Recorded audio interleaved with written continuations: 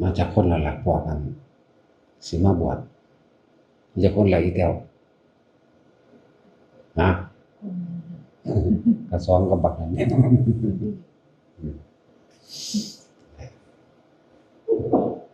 ผู้ใดสิบวชให้ทองคำขานนาคมันได้เอาเองซะก่อนทองคำขานนาคได้แล้วพระพี่เลี้ยงเพิ่นจังสิแนะนำหลายๆอย่างเองหรอกการบวชที่เฮาเห็นนั่นไปบิณฑบาตหรือเฮาเห็นย่างไปหันมานี่จังซั่นจังซี่นั่นน่ะแต่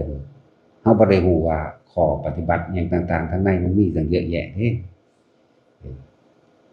ผ้าปกบาตรผ้าปกตักหรือแม่นสิเป็นผ้าเช็ดหน้าเช็ดปากเช็ดมือก็ช่างบ่แม่นว่าเฮาสิจับมาใส่เลยเด้เฮาต้องอธิษฐานอธิษฐานใส่เป็นผ้าบริวารซะก่อนพวกของบริวารถ้าเป็นผ้าตัว3ผืนก็เป็นผ้ามือบดกับตัวกิ่งอันนึงก็ต่างหากหลังจากผ้า3ผืนมาแล้วมีสบงจังซี่มีผ้าจีวรแล้วมีผ้าสังฆานอกนั้นก็เป็นผ้าบริวารอธิษฐานใส่แต่ละอันแต่ละอย่างเด้ผ้าอาบน้ำกับวัสสิกะอย่างหนึ่งเด้มันบ่แม่นที่ว่าที่เฮาเห็นธรรมดาเนี่ยว่าเนื้อในบ่ว่าเฮาสิฉันอาหารจังซี่บ่แม่นว่าสิฉีกไปเลยหรือสดไปเลยหยังเด้ต้องมีจังเช่นพวกพืชที่มันเกิดด้วยเครือด้วยเม็ดด้วยรากด้วยหยังก็แล้วแต่ก็ต้องกะปิต้องทำให้เป็นของอันสมควรถูกต้องซะก่อนผ้าที่เฮาใส่บ่แม่นว่าสิใส่ไปดิอธิษฐานเป็นบริวารหรือของใส่เฉพาะจำเพาะมันได้ก่อนเด้แต่เพิ่นก็มีตัวจุดไว้ขีดไว้นั่นแหละเฮ็ดเป็นเครื่องหมายไว้เกิบมื้อนั้นก็บ่แม่นใส่ไปเลยเด้ต้องอธิษฐานเป็นบริวารซะก่อนเพิ่นเด้ถ้าอาบน้ำให้อย่างหนึ่งแม่นคือจังอันใส่เครื่องทำให้อุ่นหรือหมวกวอร์มพวกอันจังซี่ก็บ่แม่นจับมาใส่เลยเด้มันต้องเฮ็ดเป็นของบริวารกินยาฉันยามื้อนี้ก็มันสิพวกขากกินกึบเข้าไปเลยดิทุกครั้งที่กินก็ต้องบาปต้องอธิษฐานนั่นแหละที่เฮาเห็นอยู่นี่คิดว่าไผก็บ่ได้ง่ายจังซั่นบ่แม่นนะจุกๆจิกๆนี่เยอะแยะเลยในข้อวัดในพระวินัยนั่นการคบฉันหยังก็สร้างจะเป็นเนื้อตีนไก่หยังแล้วแต่ว่ามันให้กัดให้ฉีกไปเลยดิต้องทำให้มันเป็นคำจะเป็นคำน้อยๆพอดีอย่าปากบ่ให้กัดบ่ให้แหนบ่ให้ฉีกเด้ตาตอกอันใดข้าวโพดจังซี่บ่แม่นแหนตัวๆคือทั่วไปเด้บ่แม่นแหนกากๆก็เด้ต้องแคะออกทีละในแคะออกเป็นแผงนั่นแหละบ่ให้แหนหรือฝานหรือทำให้สมควรกับการฉันใดสักวันมื้อนี้หลายโพดดอกที่เฮาเห็นกันอยู่ว่าคือสิบ่มีอีหยังคือว่าไผก็บวชมากับแบบนั้นแบบนี้แหละนะบ่แม่นเด้อนี่คือข้อวัดปฏิบัตินี่คือพระวินัยทั้งข้อวัดทั้งพระวินัยต้องมีเด้สิว่าเฮาเห็นทั่วๆไปเป็นหยังนำบ้านๆเฮาบ่เลือกบ้านเฮาบ่เลือกป่าเฮาบ่เลือกสายธรรมยุทธ์หรือมหานิกายแต่ว่าถ้ามันผิดแปลกแหวกแนวกันเฮาจึงเลือกแต่ว่าล่ะจังว่าพวกมหานิกายจังว่าพวกธรรมยุทธ์จังซี่นะพวกจังแยกออกมาเพื่อหยังเพราะว่าถ้ามันเฮ็ดบ่คือกันเรียกว่าบ่ไปตามแนวทางเดียวกันมันทะเลาะกันเถียงกันก็เลยต้องแยกแต่ถ้าเป็นอันเดียวกันบ่แยกแบบปฏิบัติเหมือนกันนี่แหละพวกนี้ธรรมยุทธ์พวกนี้มหานิกายแต่ว่าปฏิบัติเหมือนกันบ่เลือกบัดนี้ได้เลยนั่นแหละหลายอย่างอยู่เด้ที่เฮาบ่เข้าใจบวชที่สมบูรณ์บ่สมบูรณ์ก็เบิ่งตั้งแต่มือบวชพุ่นเด้อพวกเจ้านี่หนีไปพิธีทางพราหมณ์ไปสวดสู่ขวัญนาคไปแห่ไปแหนกินเหล้าเมายาย่านแต่บ่ได้หน้าพ่อแม่จังซี่พวกเจ้าเอาบาปเบิดนั่นแหละโดยพิธีการพิธีกรรมหยังมันก็ผิดพอแห้งครับเฮ็ดจังได๋มันเป็นสมบูรณ์ได้ต้องบ่มี สวดค่ำขานนาคไปแล้วซ้อมกันดีถูกต้องดีแล้วพระพี่เลี้ยงแนะนำนั่นนี่ดีแล้วอุปชฌาย์เพิ่นก็หามื้อให้หามื้อแล้วไปเกี่ยวกับเรื่องงามยามดีดอกคือเพิ่นพร้อมบ่เพิ่นพร้อมในหมู่คณะที่สิบวชบ่ว่าเฮาบ่เกี่ยวกับเรื่องงามยามดีอิหยังบ่มีแหละได้แล้วไปนะบ่แม่นที่เฮาเห็นคือเขาจะบ่ฝึกหัดปฏิบัติแล้วมันจึงยังความเสื่อมจากศรัทธาที่ของบุคคลที่ยังไม่มีศรัทธาหรือแม้กระทั่งบุคคลผู้มีศรัทธาในระหว่างกึ่งทำให้ไม่เกิดศรัทธาเพราะว่าบ่มีการปฏิบัติเสื่อมจากผลคือนิพพานคืออนาคาคือไหลลงมาเรื่อยๆเสื่อมจากข้อวัดปฏิบัติต่างๆเลยบ่เป็นตาเคารพนับถืออีหยังเพราะว่ามันบ่ใจมันบ่บริสุทธิ์ตั้งแต่บวชเริ่มตัวแรกก็บ่บริสุทธิ์เลยจังซี่นะนั่นแหละมันก็คัดมาแต่เริ่มกินเหล้าล่ะมันก็คัดมาตั้งแต่เริ่มสู้ฟันอิหยังกันล่ะขางัวขาควายหอยแครงแมลงผูเป็ดไก่อาหารลื่นเริงบันเทิงโอ้ยไปกันใหญ่เสียเลยบัดนี้นั่นแหละจังว่าถ้าอยากได้ถ้ามันถูกต้องแต่พิธีกรรมแรกแล้วนะพิธีบวชแรกแล้วมันก็ง่ายว่าเฮาอบรมเฮาศึกษาข้อปฏิบัติมาตั้งแต่ก่อนบวชแล้วท่านเพิ่นจะเอิ้นว่าเอาเข้านาคเอาคนไปเข้านาคจังซี่นะคือเอามาฝึกนาคะตัวนี้แปลว่าผู้ประเสริฐเด้บ่แม่นพญานาคเด้จักว่าล่ะฝึกเพื่อให้ถึงความประเสริฐบ่แม่นเอา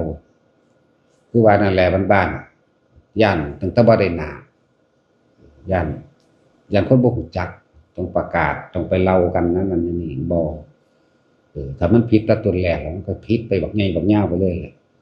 ส่วนมากก็คือจังซั่นล่ะครับโดยบ้านๆโดยคนพาเฮ็ดบ่แม่นพระพาเฮ็ดหรือเป็นแบบนั้นถ้าคนพาเฮ็ดคนก็เฮ็ดไปตามคนนั่นแหละเฮ็ดไปตามความบ่รู้จักหยังเฮ็ดไปตามความหมกมุ่นวุ่นวายแต่พระพาเฮ็ดต้องเฮ็ดง่ายๆนี่แหละสิเอิ้นว่าแทบสิบ่มีพิธีแต่ก็มีอยู่นิดหน่อยหรือเอิ้นพิธีจักหน่อยโอ้หลายอย่างแท้บางคนก็ศึกษามาแล้วอ่านหนังสือนั่นนี่มาฟังเบิ่งแล้วไปสิว่าไปบวชอยู่นำบ้านซึ่งบ่แม่นข้อวัดปฏิบัติเดียวกันอยู่นำกันยากมันสิอยู่นำกันยากถ้าไปเว้าธรรมะขึ้นมาแน่เขาก็ว่าให้สารพัดนั่นแหละถ้านั่งสมาธิแน่นั่นนี่แน่โอ้ยบักอรหันต์ใหญ่เอ้ยตายแล้วบาดเดินจงกรมแน่น่ะเอาก็ผิดกันบ่เป็นที่สบายใจขัดขวางแก้กันและสำหรับผู้อยากบวชก็มาบวชโลด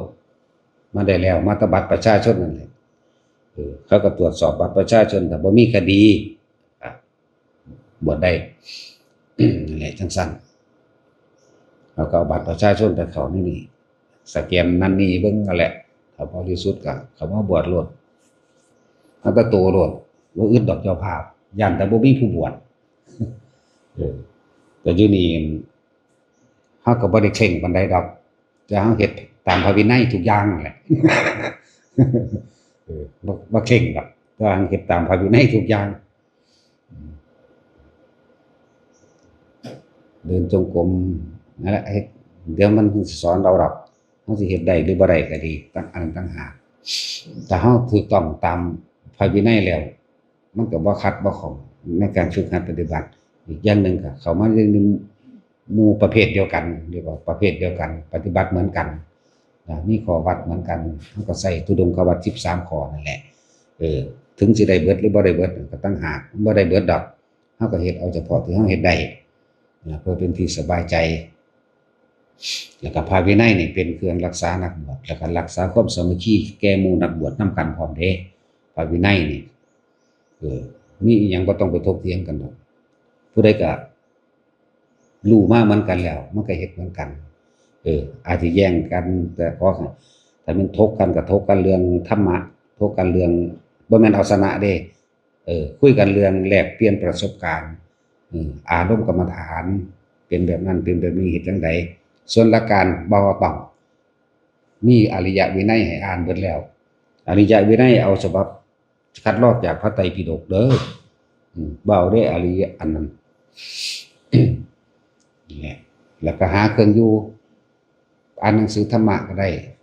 จะพูดถึงหลักการกับธุระในพุทธศาสนาก็มีแค่สองนั่นแหละคันธาธุระศึกษาพระธรรมคำสอนศึกษาทรงจำสาธยายก็ว่าไปแล้วก็วิปัสสนาธุระหมายถึงทำข้อวัดปฏิบัติในตัวองค์วัด13นี่แหละมีสติปัฏฐาน4เป็นต้นเห็นดูแค่นี้แหละบัดนี้มันก็ตีคู่กันนั่นแหละทั้งคันธาทั้งวิปัสสนาศึกษาข้อวัดปฏิบัติดีแล้วครับลงมือกระท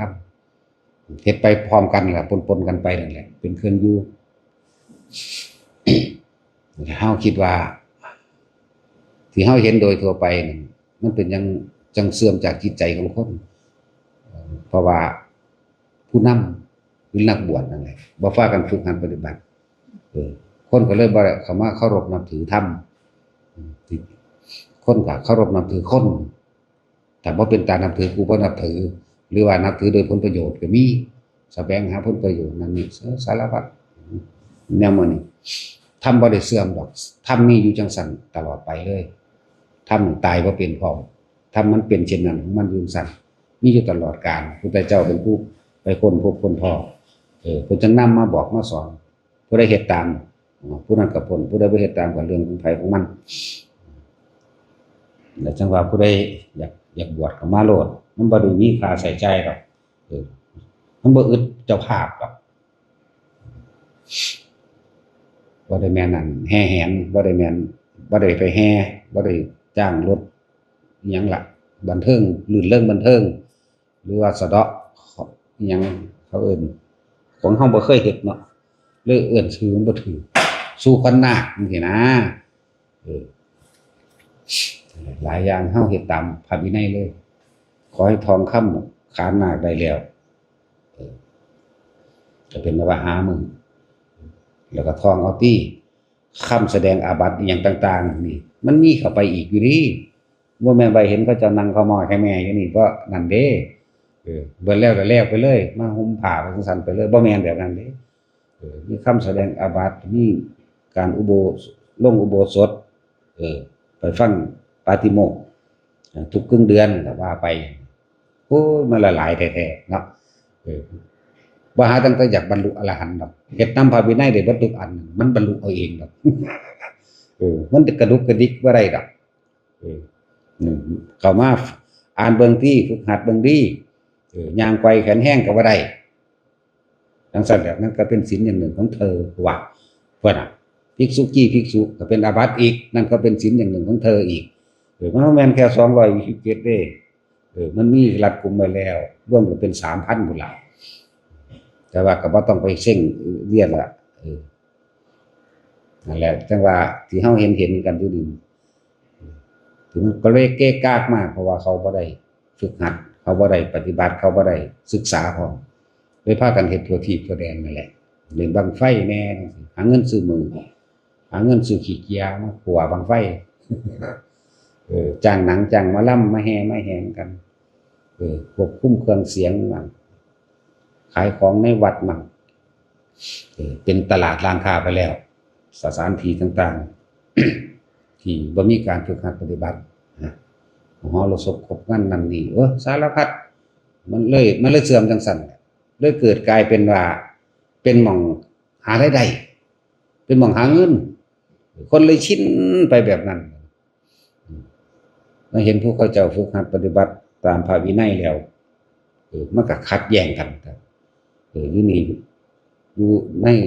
หม่องเพิ่นปฏิบัติมันบ่มีแนวจังซั่นเด้มันบ่มีหม่องเราสกกันหรือว่าขายของอันนั้นอันนี้เด้บ่มีเด้แล้วมันต่างกันอยู่แล้วคนส่วนมากบ่ศึกษาเห็นพระสำนึกก็เว้าเหมารวมเอาเลยว่าพระจังซั่นพระจังซี่เฮาบ่ได้ว่าพระเด้เฮามีแต่ว่าดูก่อนภิกษุทั้งหลายหมู่เฮาเด้อภิกษุสงฆ์ทั้งหลายเด้อสามเณรเด้อเฮาว่าจังซี่เด้พระมันต้องอริยะโสดาขึ้นไปพุ่นเด้จังเอิ้นพระแต่คนมันหาบาปใส่ปากของเองดอกพระไม่ดีโอ้ยมันละเอียดกระดอกพระดีพระบ่ดีแล้วแต่ที่ว่าไปเพราะว่าเจ้าของบ่มีความรู้อีหยัง อะไรเป็นสิ่งที่ระวังอย่างนี้เลยมันเป็นของเล่นๆเป็นเครื่องกั้นมรรคผลนิพพานของเจ้าของในปัจจุบันเลยได้เลยเด้พลาดไปสักใดส่วนหนึ่งก็เลยผู้เพิ่นมีโสดาสกิทาคาขึ้นไปนี่โอ้ยธรรมดาบ่แม่นมาสิมาว่าเล่นๆว่าตามอารมณ์โลกบ่แม่นสิเถียงเอาชนะกันคือทางโลกเด้จังซั่นแหละผู้บ่ได้ศึกษาอีหยังความบ่รู้ถ้าศึกษารู้แล้วมันก็ละได้อยู่ดอกเว้นไว้แต่อนันตริยกรรมเท่านั้นถ้าถึงอนันตริยกรรมไปแล้วบ่มีทางรับกรรมซะก่อนบัดนี้รับวิบากที่ตัวเองกระทำไว้นะฉะนั้นตอนนี้เฮามีชีวิตอยู่นี่เฮาเป็นผู้กำหนดกรรมคือการกระทำของตัวของเองได้แต่ที่เฮาเฮ็ดไปแล้วเฮาจังสิกรรมสิเป็นผู้กำหนดเฮาเองนะสิ่งที่เฮาเฮ็ดนั่นแหละแต่ละคนนั่นน่ะ มักเป็นต้นผลเป็นปลายเด้อบ่จำเป็นต้องอยากบรรลุหยังดอกขอให้สร้างเหตุให้ดีเมื่อมีเหตุดีผลก็ดีเองเริ่มต้นต้องถึงจุดหมายปลายทางใดอย่าบอกแวกออกนอกทางเดินทางตรงไปอย่างเดียวช้าหรือเร็วก็สร้างมันต้องถึงจุดหมายแล้วนั่นแหละกูได้อยากบวชก็เดินทางมาบวชได้แล้วสงบเรียบร้อยแล้ว เกิดความสงบเรียบร้อยแล้วล่ะนอกจากมันมีอีกก็ตีอีกแล้วยันแมงอย่างวะเนาะ ซึ่งสั่นตัวทำคนดีเท่าตายไหมเฮานี่ย่อมหักย่อมแตกย่อมตายแต่ว่าบ่ย่อมงออ่อนขอกับกิเลสแต่ของเองกับกิเลสเขาพร้อมเด้นั่นแหละมันเท่านี้แหละพอ